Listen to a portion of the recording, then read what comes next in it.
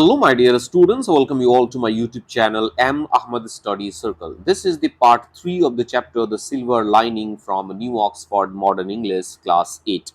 इससे पहले मैंने इस चैप्टर के पार्ट 1 और पार्ट 2 वाले वीडियोस को अपलोड कर दिया है, जिनके लिंक्स आपको इसी वीडियो के डिस्क्रिप्शन बॉक्स में मिल जाएंगे। तो अगर आपने उन दोनों वीडियोस को नहीं देखा है, तो फिर आप उन दोनों वीडियोस को पहले देख लीजिए। उसके बाद आप इस वीडियो को देखिएगा ताकि आपका कॉन्सेप्ट क्लियर हो सके। तो चलिए हम लोग कहानी को आगे बढ़ाते हैं। पार्ट 2 वाले वीडियो के एंड में हमने डिस्कस किया था कि कैसे ये जो स्ट्रेंज यंग मैन है, ये जो न्यू विजिटर है जो कि इस गेस्ट हाउस में आया है, जब उसे चिट दिया गया जिस पर लिखा गया था कि हमारी बेटी जो है वो गूंगी और बहरी है, आप उससे जल्दी दोस्ती करने की कोशिश न करें, तो उस चिट को पढ़ने के तुरंत बाद वो उसका बिल्कुल उल्टा करता है। वो दौड़ते हुए प्रमोदनी के पास चला जाता है। अब इस चीज को देखकर सभी लोग हैरान हो जाते हैं। मिस्टर एंड मिसेस भंडारी बहुत ज्यादा परेशान हो जाते हैं। वो गुस्सा हो जाते हैं कि आखिर इसने हमारी रिक्वेस्ट को नजरअंदाज क्यों किया। इसने एक पल के लिए सोचा भी नहीं कि उसके इस हरकत से प्रमोदनी को परेशानी हो सकती है और उसे वही अपमान दोबारा झेलना पड़ सकता है। यहाँ तक कि हमारा नैरेटर जो है वो भी कहता है कि वो भी अपसेट हो गया था, वो भी परेशान हो गया था और उसे तो अब यकीन हो चुका था कि चिट देकर प्रमोदनी को इस तरह के ह्यूमिलेशन, इस तरह के अपमान से बचाने का ये जो फंडा है, ये जो तरीका है, इस बार फेल होने वाला है, क्योंकि उसने उस चिट को नहीं माना और वो दौड़ता हुआ प्रमोदनी के पास चला गया। अब उसके आगे की कहानी को हम लोग इस पार्ट में पढ़ने वाले हैं। Okay, so let's get started. After a few moments, we all walked out to the veranda. Narrator कहता है कि थोड़ी देर के बाद हम सभी निकलकर बरामदे में आ गए। And I was apprehensive of that impending look of anguish on the faces of the parents and the child. Narrator कहता है कि जब हम सभी निकलकर बरामदे में आ गए, तो मैं उस बच्ची के और उसके माता पिता के चेहरों पे आने वाले उस दुख के भाव, उस पीड़ा को लेकर काफी ज्यादा चिंतित था। यहाँ पे एप्रीहेंसिव का मतलब होता है किसी चीज के लिए चिंतित होना। The scene that confronted us was something we least expected. Narrator कहता है लेकिन बाहर आकर जो नजारा हमें दिखाई दिया, जो दृश्य हमें दिखाई दिया, उसकी हमने बिल्कुल भी उम्मीद नहीं की थी। The strange young man was reclining on the grassy ground and Pramodni was sitting on his lap. हमने देखा कि वो जो स्ट्रेंज यंग मैन है वो घास वाले जमीन पर, ग्रासी ग्राउंड पर लेटा हुआ है और प्रमोदनी उसके गोद में बैठी है। He was showing her the flowers, और वो स्ट्रेंज यंग मैन जो है वो प्रमोदनी को फ्लावर्स दिखा रहा है। And suddenly, like the sound of a gun exploding, the shrill animal-like laughter of Pramodni pierced the air. और तभी अचानक से जैसे मानो कि बंदूक के चलने की आवाज आई हो, बंदूक के फूटने की आवाज आई हो, एक तेज जानवर के जैसे प्रमोदनी की हंसी जो है वो हवा में गूंज उठती है। जब वो हंसती है तो ऐसा लग रहा है कि कोई जानवर जो है वो जोर जोर से, काफी अजीब आवाज में, गंदे आवाज में हंस रहा है। The parents looked at each other with wonder and amazement. अब इस चीज को देखकर जो पेरेंट्स हैं, जो मिस्टर एंड मिसेस भंडारी हैं, वह हैरान परेशान होकर एक दूसरे को देखने लग जाते हैं। Our daughter has not laughed like this for years, Mrs. Bhandari said. Mrs Bhandari कहती हैं कि हमारी बेटी ने वर्षों से ऐसे नहीं हंसा था। Curious, we watched the two of them who were now walking towards us hand in hand. और हम सब, मैं, मिस्टर एंड मिसेस भंडारी, हमारा नाइटर कहता है कि हम सब काफी क्यूरियस थे, काफी उत्सुक थे जानने के लिए कि आखिर ये कैसे हुआ। हम सब काफी एक्साइटेड थे और हम ये देख पा रहे थे कि वो हाथों में हाथ डाले हुए हमारी तरफ आ रहे थे। Pramodni ran to her mother and danced about her with joy. अब प्रमोदनी दौड़ करके, दौड़ते हुए अपने माँ के पास जाती है, दौड़ते भागते हुए अपने माँ के पास जाती है और खुशी से नाचने लगती है। She made her queer sounds of mama mama and wildly pointed to the young man. वो अपना अजीब सी आवाज में, वो अपने अजीब से आवाज में मामा मामा चिल्लाती है, पुकारती है और वो उस यंग मैन की तरफ काफी एक्साइटेड होकर इशारा करती है। आप देख पा रहे हैं उस दृश्य को, उस साइट को यहाँ पर पोर्ट्रे किया गया है। जैसे कि आप देख पा रहे हैं कि यहाँ पर आपके लेफ्ट साइड में तीन लोग हैं, मिस्टर मिसेस भंडारी और नैरेटर, और फिर दूसरे तरफ मिस्टर डेविड जो कि वो स्ट्रेंज यंग मैन है और उसके साथ प्रमोदनी। ओके, आगे बढ़ते हैं। It was Mr David who came to our rescue. तो फिर हमें पता चला ये मिस्टर डेविड थे जो कि हमें बचाने के लिए आए थे। यही वो उम्मीद की किरण थी जिससे कि इस स्टोरी का टाइटल लिया गया है the silver lining. We soon realised that he was deaf and dumb too. हमें भी काफी जल्द पता चल गया कि वो भी प्रमोदनी की तरह गूंगे और बहरे हैं। His strange, ambiguous silence, his sudden rush to the girl on reading the note, all became instantly clear to us. और जैसे ही हमें पता चल गया कि वो गूंगे हैं, बहरे हैं प्रमोदनी की तरह, तो फिर उनका वो स्ट्रेंज बिहेवियर और हर बात में बिल्कुल चुप रहना और उस नोट को पढ़ने के तुरंत बाद दौड़ करके भागते हुए प्रमोदनी की तरफ चले जाना, ये सब हम सभी को काफ़ी जल्द जो है वो क्लियर हो गया। हम सबको ये काफ़ी जल्दी जो है वो पता चल गया कि ऐसी बात थी कि वो अपने आप को रिलेट कर पा रहे थे प्रमोदनी से। It took us time to digest the news. हालांकि इस खबर को पचाने में, ये बात हजम करने में हमें समय लगा कि एक आदमी जो कि पूरी तरह से गूंगा और बहरा है, हमें एहसास तक नहीं हुआ कि उसने ये चीज़ें कैसे मैनेज कर ली, हमारी सारी बात उसे कैसे समझ में आ गई। इस चीज़ को हमें पचाने में थोड़ा सा समय लगा।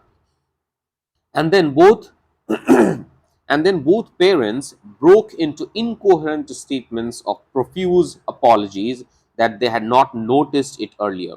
और फिर ये जो दोनों पेरेंट्स हैं मिस्टर एंड मिसेस भंडारी, ये बहुत ही ज़्यादा शर्मसार हो जाते हैं क्योंकि उन्होंने पहले इस चीज़ को नोटिस नहीं किया था कि मिस्टर डेविड जो हैं वो भी गूंगे और बहरे हो सकते हैं। इसलिए वो भर भर के क्षमा मांगते हैं और आधे अधूरे जो सेंटेंसेस वो बोलते हैं। इनकोहेरेंट स्टेटमेंट्स का मतलब होता है जब आप एक्सप्रेस कर रहे हो अपने आप को, कुछ बता रहे हो लेकिन इस तरह से बोल रहे हो जिसका कोई मतलब नहीं निकल रहा है, क्योंकि ये लोग काफी घबराए हुए हैं, आड़े तिरछे कुछ भी बोले जा रहे हैं। Imagining the type of man they were talking to, they spoke in half sentences and tried to convey the rest through gestures. अब देखो आगे बताया गया imagining the type of man. अब उनको ये बात पता चल गया था कि सामने वाला बंदा जो है वो गूंगा और बहरा है, तो वो यही समझकर, यही कल्पना करके बातें कर रहे थे कि इसे हम चीजें कैसे समझाएं। तो आधे अधूरे सेंटेंसेस बोलते थे और बाकी चीजें जो है वो जेस्चर से कन्वे करते थे, हाथों के इशारे से उसे बताते थे, समझाते थे किसे, मिस्टर डेविड को। But the young man had not the slightest difficulty in understanding them. लेकिन इस आदमी को उनकी बातों को समझने के लिए जरा सी भी परेशानी नहीं हो रही थी। उन बातों को इनके बातों को समझने में इस आदमी को जरा सा भी समस्या नहीं हो रहा था, कोई भी डिफिकल्टी नहीं थी। He appeared to read their lips। ऐसा लग रहा था कि ये जो कुछ भी बोल रहे हैं मिस्टर डेविड जो है वो उनके होठों को पढ़ रहे थे। He gracefully acknowledged their warmth and either nodded or shook his head in reply। और जब कभी भी मिस्टर एंड मिसेस भंडारी उससे कुछ कहते और उसे जवाब देना होता तो वो क्या करता, हाँ में या ना में अपना सिर हिलाता और उसने काफी शालीनता के साथ उनके गर्मजोशी को स्वीकार किया, एक्नॉलेज किया, उनके अपॉलजी को एक्सेप्ट किया, उनके माफी को स्वीकार किया। For more complicated and lengthy answers he used pen and paper. और जब कभी उसे काफी लंबे चौड़े जवाब देने होते थे मिस्टर एंड मिसेस भंडारी के क्वेश्चंस का, तो फिर वो लिख करके जवाब देता था, पेन और पेपर का इस्तेमाल करता था। The next day Mrs Bhandari was full of news.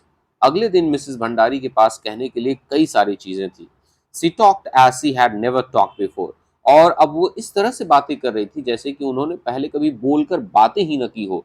मतलब वो सिर्फ अब जेस्चर्स में बातें कर रही थी, हाथों के इशारों में ही बातें कर रही थी। She mentioned the stranger and the plans for betterment of Pramodni he had outlined to her and her husband। अब यहाँ पे बताया गया है कि ये सभी लोग एक साथ बैठते हैं और फिर इस स्ट्रेंजर ने प्रमोदनी के बेहतरी के लिए जो प्लान बनाया था, जो प्लान इसने बनाया था ताकि प्रमोदनी को इस तरह से फैसिलिटीज़ दिए जाएं ताकि वो एक बेहतर फैसिलिटीज़ को पाकर अपने ज़िंदगी को सुधार सके। इन चीज़ों को डिस्कस किया जाता है सभी के बीच, मिस्टर एंड मिसेस भंडारी के बीच। There were schools for such people, he told them। ना हमारा जो स्ट्रेंज यंग मैन है मिस्टर डेविड जो हैं वो उन्हें बताते हैं कि देखो इस तरह के लोगों के लिए स्कूल होते थे। दो दे वर बियॉन्ड मोस्ट पीपल्स मीन, हालांकि वो जो स्कूल होते थे वो बहुत लोगों के पहुंच से बाहर होते थे। He had himself been educated in one such institution abroad. Mr David बताते हैं कि यहाँ तक कि उन्होंने खुद इसी तरह के एक संस्था में किसी दूसरे देश में विदेश में पढ़ाई की है, and had now return to India to render the same useful service to others. और वो बताते हैं कि वो वही सुविधा देने के लिए वो वही सुविधा दूसरों को देने के लिए भारत लौट करके आए हैं, by starting a school here. और यहाँ पे वो सुविधा कैसे देने वाले हैं, तो वहां पर वो एक स्कूल खोलने वाले हैं। She almost broke down with gratitude when she said that he had agreed to accept Pramodni as his first pupil. ये बात बताते हुए मिसेस भंडारी जो हैं वो रो पड़ती हैं कि इसने मिस्टर डेविड ने कैसे प्रमोदनी को अपना पहला प्यूपिल, अपना पहला स्टूडेंट जो है वो एक्सेप्ट कर लिया है। He had emphatically stated that the girl could, in course of time, live almost as normal a life as any one of us who had the powers of hearing and speech. और mister David ने काफी जोर देकर mister and Mrs Bhandari को बताया था, ये जो लड़की है प्रमोदनी, एक समय के बाद जब उसे इस तरह के स्कूल में पढ़ाया जाएगा, तो एक समय के बाद ये एक बिल्कुल सामान्य जीवन जी सकती है, एक बिल्कुल नॉर्मल लाइफ जी सकती है, बिल्कुल हम में से किसी एक ऐसे इंसान की तरह जिसके पास सुनने और बोलने की शक्ति है, सुनने और बोलने की क्षमता है। मिसेस भंडारी लाफ्ड लाइक अ केयरफ्री गर्ल। इस बात को सुनकर मिसेस भंडारी जो हैं वो एक बेपरवाह, एक केयरफ्री, एक अल्लड़ लड़की की तरह हंसने लगती हैं। सी gave an extra helping of jam and butter and honey at the table. और जब हम खाने पर बैठे तो उन्होंने हमें सब कुछ एक्स्ट्रा दिया, चाहे वो जैम हो, बटर हो या शहद हो। She look the happiest woman in the world. और वो दुनिया की सबसे सबसे खुश महिला दिख रही थी। और यहाँ पर आपका चैप्टर जो है वो 3 पार्ट्स में, पार्ट 1, पार्ट 2 और पार्ट 3 में खत्म हो जाता है। ये रहा explanation, the complete explanation of the chapter the silver lining. इस चैप्टर को लिखा गया था चमन नहाल के द्वारा। यहाँ पर आगे जो है वो हमारे ऑथर के बारे में बताया गया है और कुछ वर्ड मीनिंग्स जो कि ऊपर के पैराग्राफ्स में हमें देखने को मिले थे। Chaman Nahal, the author of this short story, was born in 1927. He is the author of novels, reviews, articles, and works of criticism. The Silver Lining is taken from a volume of short stories written by him entitled The Weird Dances. और ये रहे कुछ words जो कि ऊपर के paragraphs में use किए गए थे। तो कैसा लगा इस चैप्टर का एक्सप्लेनेशन, आप लोग मुझे नीचे कमेंट सेक्शन में ज़रूर बताइएगा। वीडियो अच्छा लगा होगा तो वीडियो को लाइक कीजिएगा और अगर आप चैनल पर नए होंगे तो चैनल को सब्सक्राइब कीजिएगा। मिलते हैं एक नए चैप्टर के साथ, तब तक के लिए टेक केयर, बाय बाय।